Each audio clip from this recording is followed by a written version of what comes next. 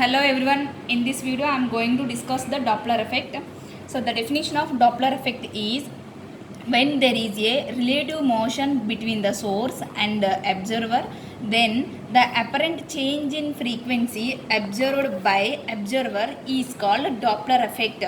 So when there is a relative motion between the source and the observer, then the apparent change in frequency observed by the observer is called Doppler effect. So relative motion, what is the relative motion? ఒక person move అవుతున్నాడు అనుకోండి, with respect ఎలా చెప్తాం ఆ person move అవుతున్నాడు అని? ఇంకొక person కూర్చుంటే అంటే స్టేషనరీగా ఉంటే అప్పుడు ఈ పర్సన్ అనేది మూవ్ అవుతున్నాడని చెప్పొచ్చు. అంటే వాళ్ళిద్దరూ కూడా రిలేటివ్ మోషన్లో ఉన్నారని అర్థం. Next apparent change in frequency. Apparent change in frequency అంటే ఫర్ ఎగ్జాంపుల్ ఓ పర్సన్ రైల్వే స్టేషన్లో కూర్చున్నాడు అనుకుందాం. సో ట్రైన్ అనేది వస్తుంది. సో ట్రైన్ వచ్చేటప్పుడు ఒక రకమైన ఫ్రీక్వెన్సీ వింటాడు, అంటే ఒక రకమైన సౌండ్ వింటాడు. అలాగే దగ్గరకు వచ్చినప్పుడు ఇంకొక రకమైన సౌండ్ వింటాడు, కొంచెం లౌడ్గా వింటాడు. అలాగే ట్రైన్ అనేది అవే ఫ్రమ్ హిమ్ వెళ్ళిపోతున్నప్పుడు ఇంకొక రకమైన సౌండ్ అనేది వింటాడు. అంటే ఇక్కడ ఫ్రీక్వెన్సీలో చేంజెస్ అనేది ఉంది. ఆ ఫ్రీక్వెన్సీలో చేంజ్ని మనం అపరెంట్ చేంజ్ ఇన్ ఫ్రీక్వెన్సీ అంటాం. అటువంటి ఫ్రీక్వెన్సీని అబ్జర్వ్ చేస్తే అబ్జర్వర్ ఆ ఎఫెక్ట్ని మనం డాప్లర్ ఎఫెక్ట్ అని అంటాం. సో ఫస్ట్ కేస్ మనం ఏం తీసుకుందామంటే అబ్జర్వర్ అనేవాడు రెస్ట్లో ఉన్నాడు, సోర్స్ అనేది మూవ్ అవుతున్నాడు అని అర్థం. ఇక్కడ సోర్స్ అంటే ట్రైన్ అనేది తీసుకోవచ్చు. అబ్జర్వర్ అంటే ఒక person sat on the bench in the railway station. Okay, so ఇక్కడ మనం ఈ క్వశ్చన్లో ఏం ఫైండ్ అవుట్ చేస్తామంటే ఈ చేంజ్ ఇన్ ఫ్రీక్వెన్సీ ఉంది కదా, ఈ చేంజ్ ఇన్ ఫ్రీక్వెన్సీని మనం డెరైవ్ చేసుకుంటూ వస్తాం. సో ఫస్ట్ కేసులో అబ్జర్వర్డ్ అనేవాడు రెస్ట్లో ఉన్నాడు అనుకుందాం. అంటే ఒక రైల్వే స్టేషన్లో ఒక పర్సన్ అనేవాడు రెస్ట్లో కూర్చున్నాడు. నెక్స్ట్ సోర్స్ అనేది అంటే ట్రైన్ అనేది S1 అనే ప్లేస్ దగ్గర ట్రైన్ అనేది ఉంది. సో వీటిద్దరికి మధ్య డిస్టెన్స్ ఎంత? L is the distance between them. Okay, so ఇప్పుడు సోర్స్ అనేది S1 దగ్గర ఉన్నప్పుడు ఫస్ట్ ఈ సోర్స్ అనేది ఒక వేవ్ని తనకు పంపించింది అనుకుందాం. అంటే ఆ ట్రైన్ అనేది సౌండ్ చేసింది. సో ఫస్ట్ వేవ్ తను వినడానికి ఎంత టైం పడుతుంది అంటే, so T1 is equal to మనకు ఆల్రెడీ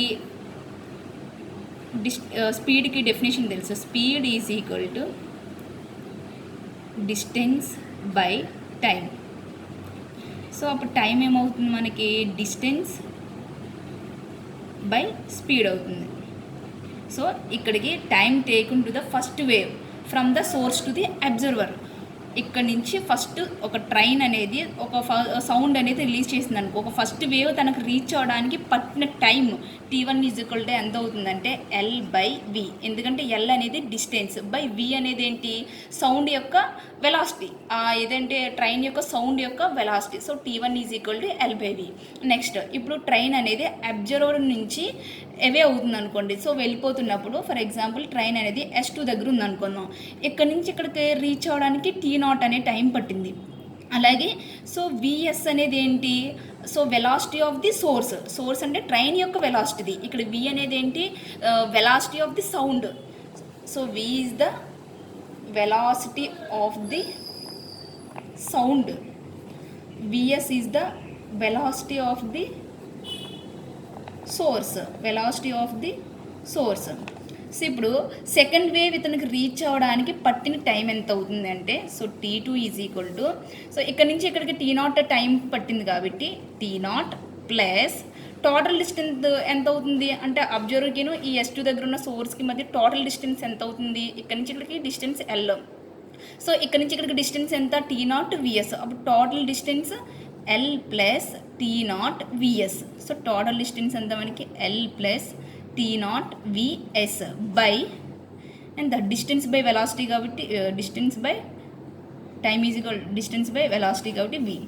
సో ఇప్పుడు మనకి టైం డిఫరెన్స్ ఏమవుతుంది? T is equal to T2 minus T1 చేస్తే, so T is equal to T2 ప్లేస్లో ఏం రాసుకోవచ్చు? T0 plus L plus VS T0 by V minus L/V. So divide చేస్తే Vతో T is equal to T0 ఇక్కడ L/V plus VS T0 by V L minus V minus L/V plus L/V cancel. So T is equal to T0 plus VS T0 by V. So ఇందులో T0 అనేది కామన్గా ఉంది కాబట్టి common తీసేస్తే T0 1 plus VS by V. So T is equal to T naught, cross multiplication చేస్తే V plus VS by V. So ఇప్పుడు 1/t చేస్తే మనకి డైరెక్ట్ ఫ్రీక్వెన్సీ అనేది వచ్చేస్తుంది. So T naught V by V plus VS. ఎందుకంటే మనకి ఫ్రీక్వెన్సీకిను టైంకి relation ఏంటి? సో అంటే 1/t ప్లేస్లో నేనేం రాసుకోవచ్చు, ఎన్ రాసుకోవచ్చు. కాబట్టి సో ఇప్పుడు N is equal to N naught V by V plus VS. So this is the apparent change in frequency equation. So ఎప్పుడు సోర్స్ అనేది అబ్జర్వర్ నుంచి ఎవే అవుతున్నప్పుడు ఈ ఈక్వేషన్ వస్తుంది. అదే సోర్స్ అనేది అబ్జర్వర్కి దగ్గరగా వస్తున్నప్పుడు ఏమవుతుందంటే విఎస్ ప్లేస్లో మైనస్ విఎస్ రాసుకుంటే మనకి ఈక్వేషన్ వచ్చేస్తుంది. N is equal to N naught V by V minus VS. ఇది ఎప్పుడు ఇది? సో అబ్జర్వర్ దగ్గరికి వస్తున్నప్పుడు సోర్స్కి ఈక్వేషన్ ఇది అపరెంట్ చేంజ్ ఇన్ ఫ్రీక్వెన్సీకి. ఇది away from the observer. Source అనేది అవే అవుతుంటే దానికి equation. So this is about the Doppler effect.